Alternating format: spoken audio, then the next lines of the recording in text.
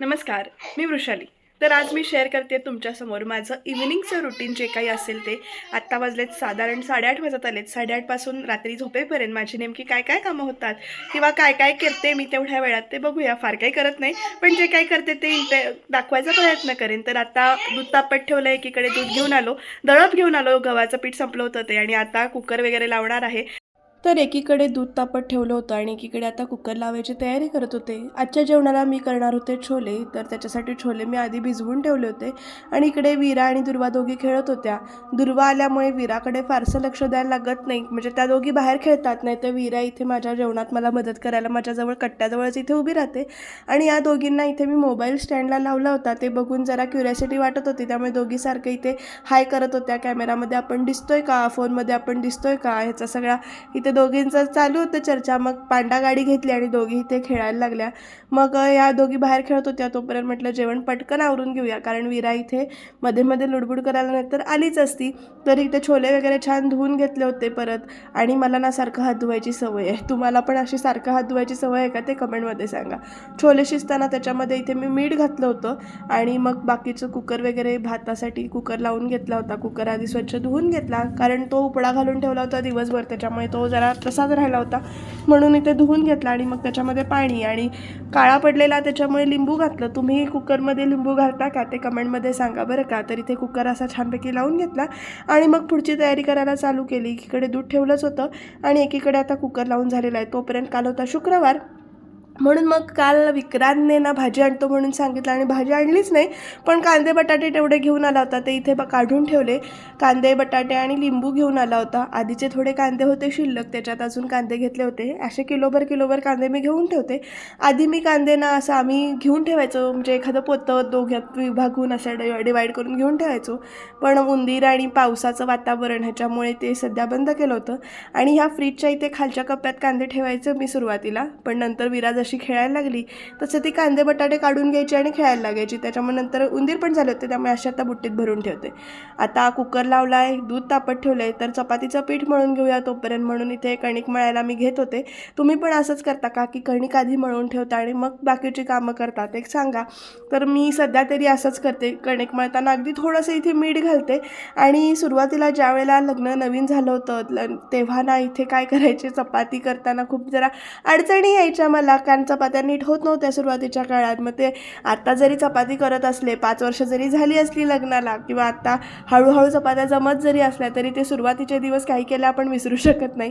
तुमचं पण असंच होतं ना, काही गोष्टी असतात त्या पटकन आपल्याला विसरता येत नाही. त्याचप्रमाणे हे चपातीचे ज्या आता ज्या जमत आहेत, ते जमताना किंवा त्या करताना जुने दिवस कधीतरी आठवतातच. आणि कधी कधी मग चपातीचे पूर्ण व्हिडिओ यूट्यूबवर अक्षरशः एवढे बघून काढले होते मध्ये मध्ये, की कसं करायचं काय करायचं. पण आता जमते थोडीफार. तोपर्यंत इकडे वीरा आणि दुर्वा काहीतरी विचारत होत्या, तर त्यांना उत्तरं देत होते मध्ये मध्ये, असं चालू होतं. आणि त्या दोघींचं आरडाओरडा चालू होता. रडत होती विरामध्येच, खेळायला दुर्वाला वस्तू देत नव्हती. लहान मुलांचं असंच असतं ना, तुझं माझं जमेना आणि तुझ्या वाचून करमे ना. मजा येते. पण या दोघी जेव्हा खेळतात, भांडतात, रडतात, ओरडतात, पण दोघींना एकमेकींशिवाय अगदी करमत सुद्धा नाही. दोघी एकमेकींची सारखी वाट बघत असतात. वीराला आता दुर्वा म्हणाले ते, त्यामुळे ती दुवा दुला दुवा दुलवा करत असते. मग आम्ही तिला ओरडतो, दुला दुला काय करतेस, ताई म्हण ताई म्हण म्हणून सांगत असतो. पण आमचं ऐकून बघून बघून ती शक्यतो ताई म्हणत नाही, दुला दुलाच करायला बघते. आणि ओवीला तर उई उई करून हाका मारत असते. अशा पद्धतीनं चालू असतं तिचं काय काय काम. तर इथे आता चपातीचं पीठ मळून झाल्यानंतर थोडंसं तेल इथे वरनं लावून घेतलं, कारण मी बरेचसे व्हिडिओ बघितले ते. त्याच्यानंतर आता प्रयत्न करते अजूनही चांगल्या चपात्या करायचा. अजूनही पूर्णपणे येतातच किंवा होतातच असं म्हणणार नाही, पण जे काही जमत आहेत ते आता व्यवस्थित जमत आहेत असं म्हणायला हरकत नाही. तर असं छानपैकी पीठ मळून घेतलं की ते चांगलं, जे चपात्या चांगल्या होतात तिथे असं छान दुमडून घेतलं. परत वरनं असं तेल लावून घेतलं, परत मळून असं की नाही झाकून ठेवलं. तुम्ही पण असंच करता का, ते सांगा इथे. तर आता चपातीचं पीठ मळून जाऊन ठेवलेलं आहे. कुकर झाला होता, दूध जरासं अजून तापायचं होतं. हा दुधाचा कुकर आहे बरं का आमच्याकडे, त्यामुळे मला टेन्शन नसतं की दूध उतू जाईल वगैरे, भीती नसते. तर आता छोले करणार आहे त्याच्यासाठी वाटपाची तयारी करून घेऊया म्हणून इथे कांदा वगैरे सगळं चिरून घेतलं. आज सुकं खोबऱ्याचंच वाटप करणार होते त्यामुळे ओलं खोबरं काही किसायला इथे बसले नव्हते. तर कांदा उभा चिरून घेतला, आलं लसूण सोलून घेतली, जरासा कढीपत्ता बाजूला काढून ठेवला होता. अशा पद्धतीनं वाटपाची तयारी चालू केली होती. तर आता आमच्याकडे वाटपाचं जेवण शक्यतो रोजच असतं कांदा खोबऱ्याचं वाटप घालून, त्यामुळे सवय झाली आता. तर कांदा ना इथे खूपच तिखट होता, म्हणजे ओला होता बहुतेक, त्याच्यामुळे डोळ्यातनं पाणी प्रचंड येत होतं आणि त्यात जराशी सर्दी झाली आहे त्यामुळे तर आणखीनच त्रास होत होता. कांदा चिरताना अक्षरशः नाक गळतच होता ऑलरेडी, त्यामुळे असं असं वेगळंच वाटत होतं असं, कारण सारखा डोळ्यात जात होता कांदा. तुमच्या डोळ्यात कांदा जायला लागल्यावर तुम्ही काय करता? का कांद्याचं झाड डोक्यावर ठेवता? खरंच त्याचा काही इफेक्ट होतो का कांदा धुवून वगैरे घेता ते सांगा. तर इथे आलं वगैरे पण इथे छान असं सालं काढून घेतली आल्याची जे भाजायला, आणि कढीपत्ता काढून ठेवला. बाकीचं इथे कांद्याची सालं बिलं सगळी गोळा करून ते कचऱ्यामध्ये टाकली आणि बघा माझे डोळे कसे झाले होते कांद्याने. तोपर्यंत दुर्वा आणि वीरा काय करतायत बघा हा इकडे.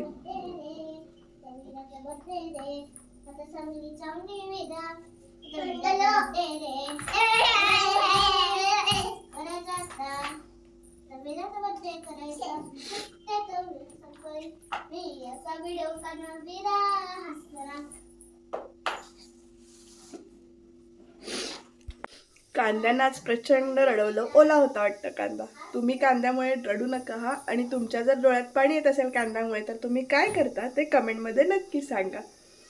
तर आता वाटप आपण भाजून घेऊया. त्याच्यासाठी कढईमध्ये थोडंसं तेल घातलं इथे, आणि मग त्याच्यामध्ये चिरलेला उभा कांदा जो काही चिरून घेतला होता तो घातला.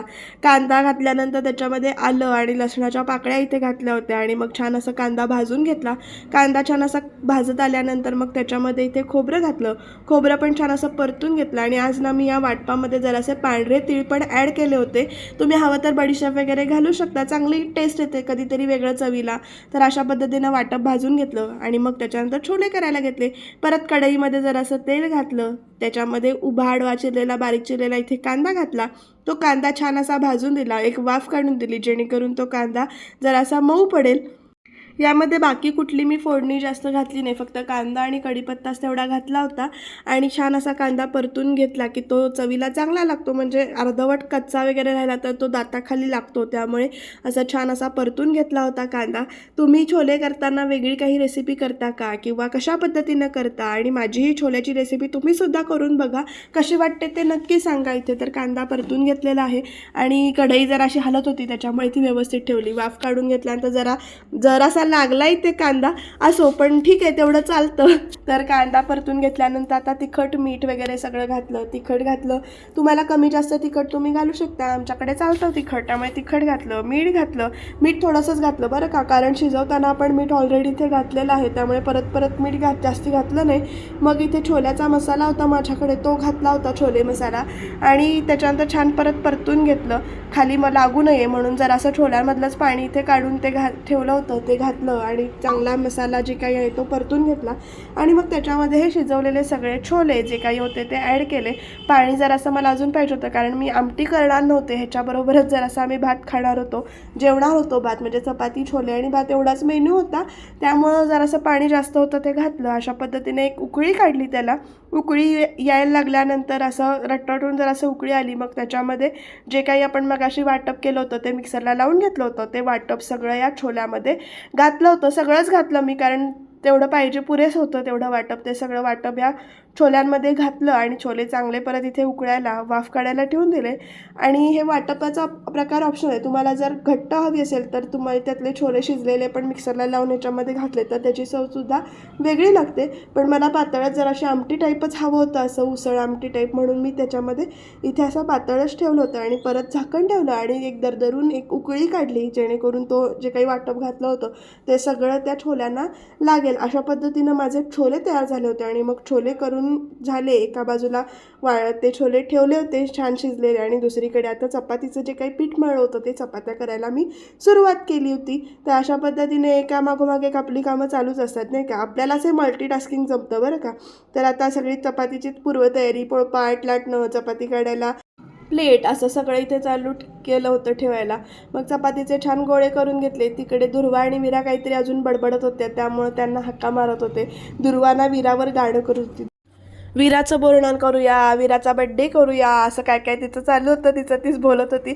म्हणजे जसं काही असं आमच्या आरती वगैरे करतो ना तशा टाईपमध्ये दुर्वाचं गाणं म्हणणं चालू होतं. तोपर्यंत विक्रांत आला होता. तर दोघींचं त्यांच्या आधी भाव करून झालं. दोघींनी दुर्वा आणि वीराने बाबाला भाव करून झालं. विक्रांत आला, त्यातले छोले खाऊन बघितले. म्हणजे नुसते ठेवलेले बाजूला वीराला कडून त्यातले छोले खाऊन बघितले आणि तो निघून गेला. आणि इथे मी चपात्या करून घेते. चपात्या जर अशा कमी फुगत होत्या, पण जेवढ्या करत होते तेवढ्या म्हणजे बऱ्यापैकी फुगत होत्या अशा पद्धतीनं. तर तुम्ही सुद्धा अशाच करता का ते सांगा. आणि काही टिप्स असतील तर त्यासुद्धा मला इथे सांगा. आवडेल मला म्हणजे सुधारणा करायला माझ्यामध्ये अजून. आणि हे जे पोळपाट आहे ना, त्या सुरुवातीला मला पोळपाटावर यायचं नाही. नंतर जसजशी सवय झाली तसं यायला लागलं. चपात्या करून झाल्या, मग कट्टा इथे पुसून घेतला. मला जराशी सुद्धा घाण राहिलेली इथे चालत नाही. म्हणजे त्या टायमिंगला स्वच्छ केलेलं आवडतं. त्याच्यानंतर कांदा टोमॅटो चिरून घेतले जेवणासाठी. आम्हाला जरासा मध्ये मध्ये कांदा टोमॅटो वगैरे लागतो इथे चिरायला. आता बघा वीरा आणि दुर्वा दोघी जणी आल्यात. बघूया त्या काय करतायत. वीराने खाऊ केलेला आहे खोटा खोटा, होय की नाही वीरा? काय खाऊ केला? फा फा फा फा म्हणजे कसला? नीट नीट उड्या नाही मारायच्या, नीट नीट उभी राहा. काय केलंयस? इडली केलीस? फुलांची इडली. आणि दुर्वाने काय केलंय? आईस्क्रीम. नाक गळतंय खरं माझं. हे बघ हे बघ हे बघ हे बघ खाऊ का ते. खाल्लं. असं असं असं. त्यानंतर आहोनी फरमाईश केली की जरासे पापड तळ, म्हणून मग असे पापड तळून घेतले. हे लिज्जतचे मुगाचे पापड आहेत वाटतं का उडदाचे आहेत, ते आणले होते डीमार्टमधनं. आणि हे सुद्धा डीमार्टवालेच पापड आहेत बरं का. चांगले लागतात, म्हणजे जास्त तेल लागत नाही. दाखवते मी, चालू आहे. सांग काय आहे ते? खाऊ आहे. हा, बिस्किट, इडली. दुसरं काही येत नाही का करायला तुम्हाला? पडलं, खाऊ पडला. अशा पद्धतीने रात्रीचं जेवणाचं ताट तयार झालं होतं. मग आम्ही सगळे इथे चौघं पण जेवायला बसलो होतो. एकत्रच असं बसतो, त्यामुळे वीराला पण सवय लागते जेवायची. आणि जेवणं झाली, जेवून झाल्यानंतर मग अर्थातच बाकीची आवराआवरी सगळी. इकडे शिल्लक राहिलेलं काढून ठेवायचं, बाकीची भांडी वगैरे सगळी आवरायला घेतली. अशा पद्धतीनं चालू होतं. जी भांडी दुपारी घासून ठेवली होती ती लावून ठेवली, बाकीची भांडी. तुमचं पण असंच असतं ना, धावपळ. ह्या व्हिडिओमध्ये जेवढी कामं फास्टमध्ये आपल्याला पळवता येतात तेवढी प्रत्यक्ष करता आली असती तर किती मजा आली असती ना. पटकन झाली असती, पण तसं काय होत नाही. आपले कामं आपल्या स्पीडनं आपण हळूहळू करतो. तोपर्यंत वीरा आली होती, चमचा पाहिजे होता तिला, तर तिला तो चमचा काढून दिला. आणि अशा पद्धतीनं आवरून सगळी भांडी ठेवली. भांडीवाली माझ्याकडे ताई येतात घासायला, त्यामुळे मला जास्ती काम करावं लागत नाही. भांडी ठेवली आणि मग त्याच्यानंतर तिथे स्किन केअर करूया म्हटलं, कारण फेसवॉश करून घेतलं, चेहरा धुवून घेतला. तोपर्यंत वीरा इथे मला तक्ता दाखवत होती. हे जे क्रीम आहे ते मला माझ्या डर्मॅटॉलॉजिस्टने सांगितले, कारण माझे डार्क सर्कल भरपूर होते. तर ते क्रीम लावलं आणि मग वीराला इथे तेलाने मालिश केलं. जरा 2 दिवसातून एकदा मालिश करते. आणि अशा पद्धतीनं दिवस संपवला. सबस्क्राईब करायला विसरू नका.